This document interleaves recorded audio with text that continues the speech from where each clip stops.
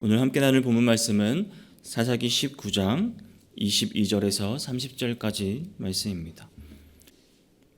다 찾으신 줄 알고 제가 읽도록 하겠습니다. 그들이 마음을 즐겁게 할 때에 그 성읍의 불량배들이 그 집을 에워싸고 문을 두들기며 집주인 노인에게 말하여 이르되 내 집에 들어온 사람을 끌어내라 우리가 그와 관계하리라 하니 집주인 그 사람이 그들에게로 나와서 이르되 아니라 내 형제들아 청하노니 이 같은 악행을 저지르지 말라. 이 사람이 내 집에 들어왔으니 이런 망령된 일을 행하지 말라. 보라 여기 내 처녀딸과 이 사람의 첩이 있은즉 내가 그들을 끌어내리니 너희가 그들을 욕보이든지 너희 눈에 좋은 대로 행하되 오직 이 사람에게는 이런 망령된 일을 행하지 말라 하나 우리가 듣지 아니하므로 그 사람이 자기 첩을 붙잡아 그들에게 밖으로 끌어내매 그들이 그 여자와 관계하였고 밤새도록 그 여자를 능욕하다가 새벽 미명에 놓은지라. 동슬 때의 여인이 자기의 주인이 있는 그 사람의 집문에 이르러 엎드려져 밟기까지 거기에 엎드려져 있더라. 그의 주인이 일찍이 일어나 집문을 열고 떠나고자 하더니 그 여인이 집문에 엎드려져 있고 그의 두 손이 문지방에 있는 것을 보고 그에게 이르되 일어나라 우리가 떠나가자 하나 아무 대답이 없는지라. 이에 그의 시체를 나귀에 싣고 행하여 자기 곳에 돌아가서 그 집에 이르러서는 칼을 가지고 자기 첩에 시체를 거두어 그 마디를 찍어 12덩이에 나누고 그것을 이스라엘 사방에 두루 보내매 그것을 보는 자가 다 이르되 이스라엘 자손이 애굽 땅에서 올라온 날부터 오늘까지 이런 일이 일어나지도 아니하였고 보지도 못하였도다. 이를 생각하고 상의한 후에 말하자 하니라. 아멘. 오늘 본문은 이스라엘의 도덕적 타락을 보여줍니다. 아주 비극적인 사건을 기록하고 있습니다. 기브아 사람들의 악행과 레위인의 첩의 시체 토막 사건에 대해서 기록하고 있습니다. 말만 들어도 참 잔인함 그 자체입니다. 오늘 본문에서는 우리는 사사시대 그 당시 이스라엘 사회가 얼마나 도덕적으로 타락했는지 보여집니다. 기브아 사람들의 그 악행은 마치 소돔 사람들의 악행을 재현하는 것 같은 느낌이 듭니다. 오늘날도 마찬가지입니다. 온갖 범죄가 지금도 만연하고 있습니다. 하지만 그런 또 만행을 우리는 묵인하고 방조하고 있습니다. 미비한 처벌에 또 범죄가 끊이지 않고 있습니다. 이 시대도 소돔과 고모라 그리고 오늘 이 본문에서 저지른 이 기브아인들의 악행과 저지른 때와 같은 이 시대에서 우리는 살고 있습니다. 우리는 어떻게 살아가야 할까요? 오늘 본문을 통해서 함께 살펴보고자 합니다. 오늘은 비극적인 사건을 통해 특히 이 사건을 대하는 한 노인과 또 레위인의 그 행동을 좀 더 자세하게 살펴보려고 합니다. 이들의 행동을 통해서 교훈을 얻고자 합니다. 오늘 본문의 제목은 나만 아니면 돼입니다. 나만 아니면 돼라는 제목으로 함께 말씀을 나누겠습니다. 오늘 본문의 시작은 그건 아주 밝게 시작합니다. 22절을 보니 그들이 마음을 즐겁게 할 때로 이렇게 시작됩니다. 그렇죠? 사건의 내용과 다르게 초반 분위기는 밝습니다. 노인이 레위인을 집에 초대해서 이제 먹을 것을 주고 집을 지면서 유숙하라고 말하고 있습니다. 그리고 함께 즐겁게 지내고 있습니다. 이때 사건이 시작됩니다. 22절을 계속 보겠습니다. 그들의 마음을 즐겁게 할 때에 그 성읍의 불량배들이 그 집을 에워싸고 문을 두들기며 집주인 노인에게 말하여 이르되 내 집에 들어온 사람을 끌어내라 우리가 그와 관계하리라 하니 라고 말합니다. 기브아 사람들이 레위인이 묵고있는 그 노인의 집에 찾아와서 문을 두드립니다. 그리고 행패를 부립니다. 손님을 끌어내라고 말하고 있습니다. 그 이유를 보니 그와 관계하리라 하니라고 말합니다. 동성애를 한다는 말입니다. 하나님께서 철저히 금하신 그 부당한 일을 이들이 지금 하는 것입니다. 하나님의 백성이라는 당시 이스라엘 그 백성 중에서 흔히 일어나고 있던 일들입니다. 무엇을 말해줍니까? 이들이 얼마나 신앙적으로 또 도덕적으로 타락했는지 보여주고 있습니다. 동성애는 하나님께서 아주 가중히 여기시는 정말 사형에 해당하는 죄입니다. 레위기 20장 13절을 보면 누구든지 여인과 동침하듯 남자와 동침하면 둘 다 가증한 일을 행함인즉 반드시 죽일지니 자기의 피가 자기에게로 돌아가니라라고 말합니다.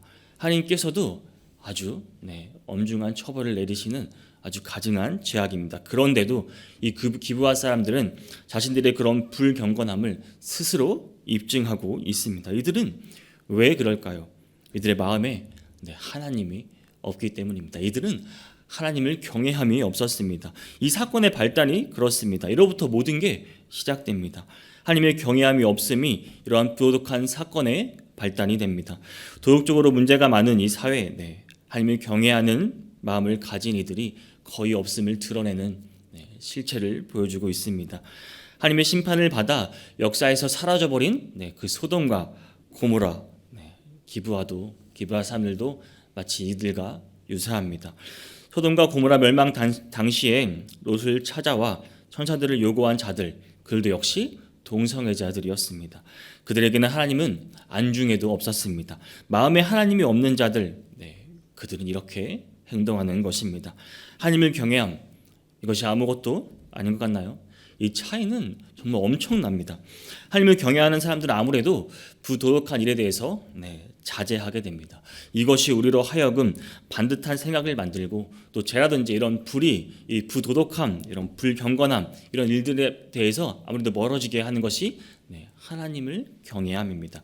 다시 말하자면 우리로 하여금 어떤 일이 옳고 또 그르고 어느 것을 멀리해야 하는지 이것을 알려주는 그 장치가 되는 셈입니다. 이것이 하나님을 경외함이 있어야 하는 것입니다. 창세기 39장 9절에서 요셉이 이제 보디발의 유혹을 받을 때 요셉은 이렇게 말을 합니다. 내가 어찌 이 큰 악을 행하여 하나님께 죄를 지으리니까라고 요셉은 말하고 있습니다. 요셉이 보디발의 유혹을 물리칠 수 있었던 것, 그것은 하나님을 경외하는 마음이 있었기 때문입니다. 이 마음이 요셉을 완전히 지배했기에 이러한 유혹에서 요셉을 지킬 수 있었던 것입니다. 23절을 보면 기브아 사람에 대한 집주인, 그 노인의 반응이 나옵니다. 내 형제들아, 창하노니 이 같은 악행을 저르지 말라. 이 사람이 내 집에 들어왔으니 이런 망령된 일을 행하지 말라. 라고 이 같은 일을 악행이라 하고 내 손님이니 내가 보호하고자 하는 그 노인의 노력이 보입니다. 여기까지는 의로운 사람 같고 좋은 선한 사람 같습니다. 그러나 그 다음 절에서 노인이 한 행동을 보면 경악할 수밖에 없습니다. 24절을 보겠습니다. 보라, 여기 내 처녀 딸과 이 사람의 첩에 있은즉 내가 그들을 끌어내리니 너희가 그들을 욕보이든지 너희 눈에 좋은 대로 행하되 오직 이 사람에게는 이런 망령된 일을 행하게 하지 말라 하나. 이게 무슨 말입니까? 앞절에서는 기브아 사람들에게 자기 손님에게 망령된 일을 하지 말라 해놓고 이러한 제안을 한다고요? 레위인을 보호할 수 있는 최선의 방법이라는 게 이겁니다. 그들을 물론 노인은 제한할 힘도 없었을 것입니다. 또한 노인이 자신의 말로 그들을 설득할 거라고 생각하지도 않았을 것입니다. 그렇다고 해도 노인이 한 이 행동은 정당화될 수 없습니다. 기브아 사람들에게 망령된 일을 하지 말라라고 말해놓고 본인 스스로 망령된 일을 하고 맙니다. 그런 제안을 합니다. 자기 손님과 성하게 하는 것은 망령된 일이고 자기 딸이나 남의 첩을 내주는 것을 그들을 욕보이게 하는 것, 이것은 망령된 일이 아닙니까? 이는 근본적으로 성과 악의 기준 자체가 없는 것입니다. 하나님을 경외하는 마음이 기브아 사람들뿐만 아니라 이 노인에게도 없는 것입니다. 자기 생각대로 행동을 하고 있는 것입니다. 어쩌면 두려움이 있을 수 있었겠죠. 자신이 위협을 당할까 봐 다른 사람을 희생시켰을 수도 있습니다. 이것이 인간의 이기심입니다. 바로 나만 아니면 돼.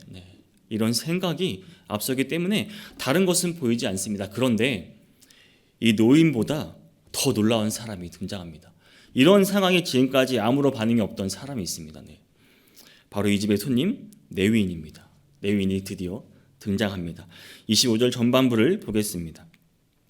무리가 듣지 아니하므로 그 사람이 자기 첩을 붙잡아 그들에게 밖으로 끌어내매, 이렇게 말합니다.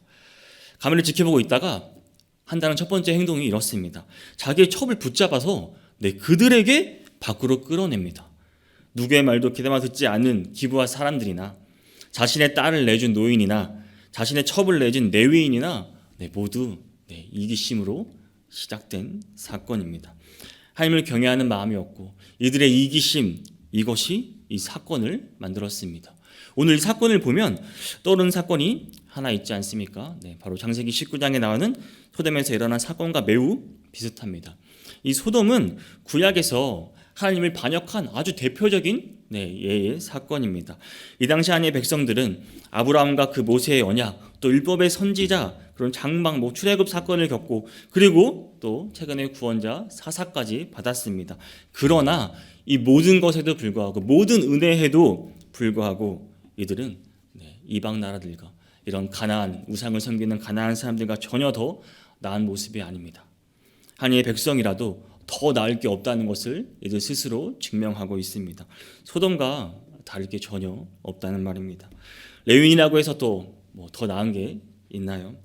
하나님의 성직을 맡은 일꾼입니다. 그게 레위인이에요. 종교적으로 지도적 위치에 있던 사람의 실체가 이런데 이스라엘 당시 백성들은 어땠겠습니까? 이러한 정말 나만 아니면 돼, 이런 이기심이 만연하고 있습니다. 27절에서 자기 첩을 끌어냈던 레위인이 다시 등장합니다. 그동안 잠잠히 있다가 다시 또 등장해요. 일찍이 일어나 집 문을 열고 떠나고자 하더니 라고 말합니다. 아침이 되어 문을 열고 나와서야 자신의 첩이 그 문 앞에 엎드려져 있는 것을 봅니다. 자신의 첩을 기브아 사람들에게 내어주고, 정확히 어떻게 밤을 보내는지 알 수 없지만 이 레위인의 행동으로 보아서는 그녀의 생사조차 궁금하지도 않았습니다. 확인하지도 않고 길을 떠나려고 하는 이 레위인의 행동을 보면 그리 자기의 첩의 안부는 중요하지 않습니다. 만일 혹시 그녀가 죽게 될 거라고 생각이라도 했었더라면 어떻게 가만히 집에 있겠습니까? 문이라도 한번 열어보지 않았겠습니까? 어떻게 편하게 잠을 잘 수 있습니까? 한 인간으로서, 한 아내의 남편으로서, 더 나아가서 하나님의 성직을 맡은 그 사람으로서 전혀 인정받을 수 없는 사람이었습니다. 자신의 안위와 자신의 생각, 이기심의 극치를 보여주고 있습니다.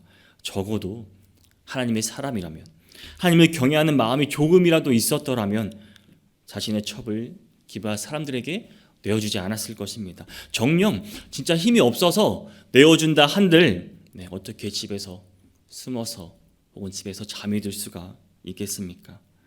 이 당시 신앙과 경건을 찾아볼 수 없는 악한 세대를 그대로 보여주고 있습니다.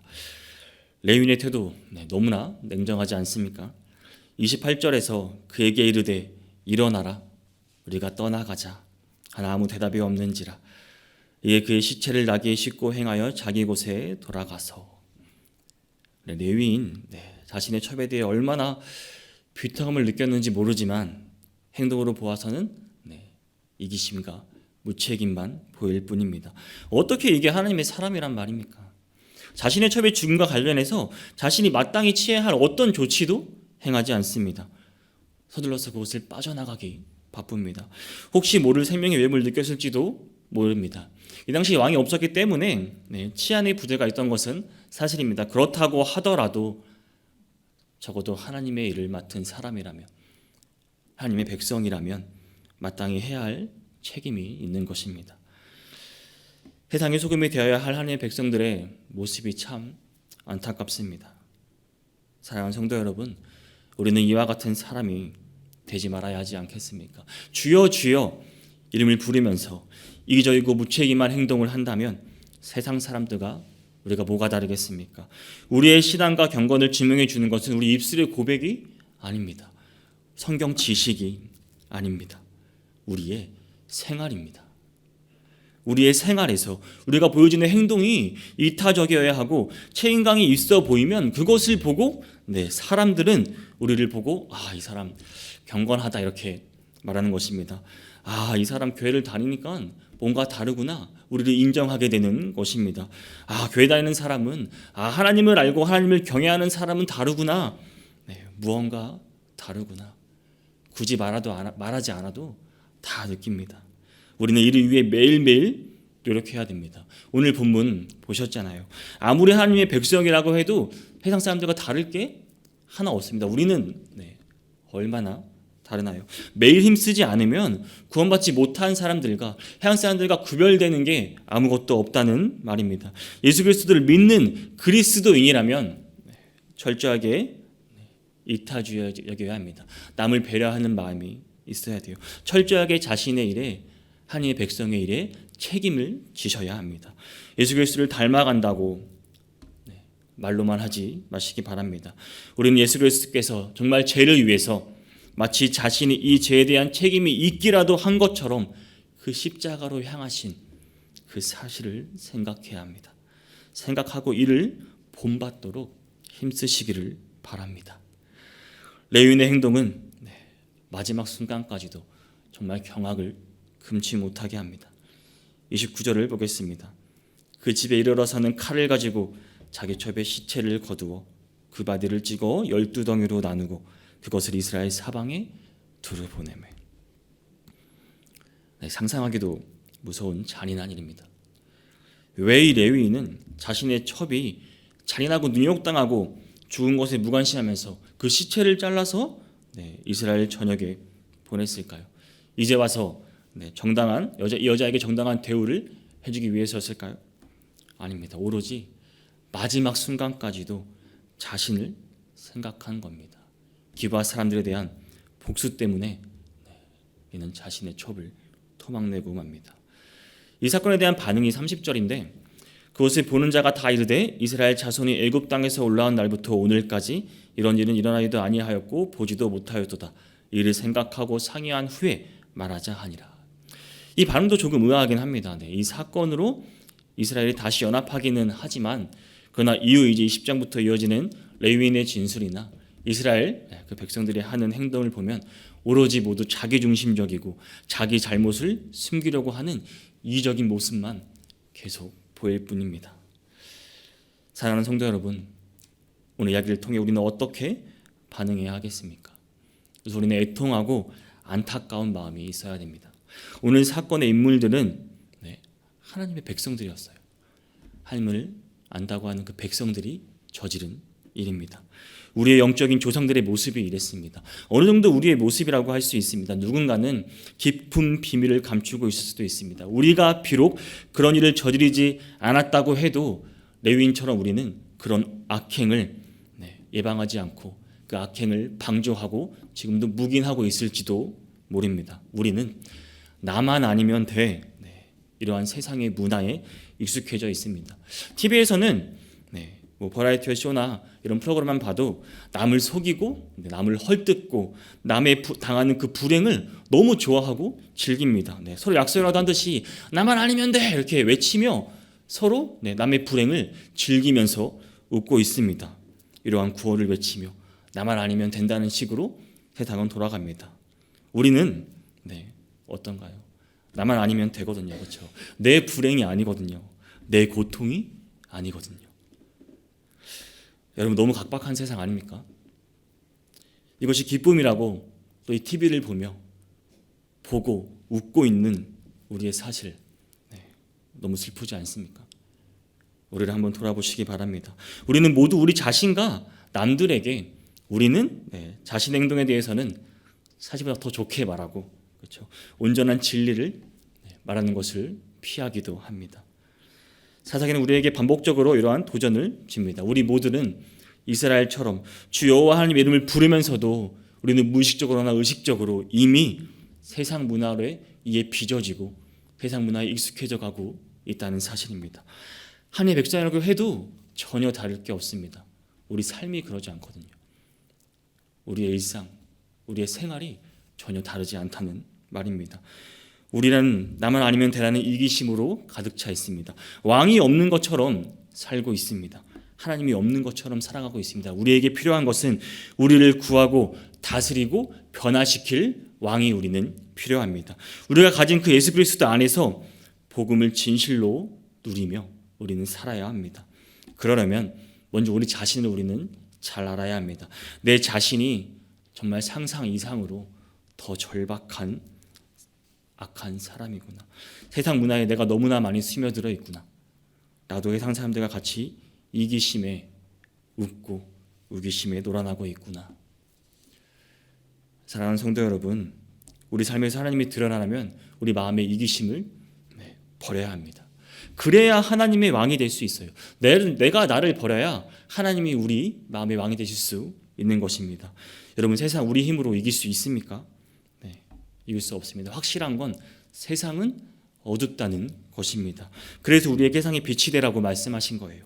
그리고 또 확실한 건 우리는 이 어두운 세상을 살아갈 수밖에 없다는 것입니다. 우리의 일터이자 우리의 삶이 이 어두운 세상에서 이루어진다는 것입니다. 우리는 살아가면서 어떻습니까? 전혀 예기치 못했던 일들을 만날 수도 있습니다. 견디기 힘든, 너무나 힘든 공경에 처할 수도 있습니다. 계획된 일이 빗나갈 수도 있고요. 믿었던 사람의 발등을 찍힐 수도 있습니다. 정말 경화치 못한 일들로 오늘 본문 같은 사건이 일어날 수도 있습니다. 때론 삶의 의욕을 잃고 모든 것을 포기해버리고 싶은 유혹이 우리에게 올 수도 있습니다. 악의 유혹에, 또 나약한 내 자신의 모습을 보면서 화가 치밀어 오를 때도 있습니다. 어떻게 살아가야 합니까? 나만 아니면 돼. 이러한 이기심을 버리셔야 합니다. 하나님을 알고 하나님을 경외함으로 우리 마음을 채워야 합니다. 그래야 진정한 자유함을 얻을 수 있습니다. 그래야 이 험악한 세상을 살아가실 수 있습니다. 그래야 하나님께서 우리와 함께 하시고 이 세상을 이기게 하실 수 있습니다. 오늘 하루 살아가실 때 나보다 하나님을 먼저 내 마음에 두며 살아가기를 원합니다. 하나님이 함께 하심을 느끼고 하나님이 함께 세상에서 승리하시는 성도님들이 되시기를 주님의 이름으로 축복합니다.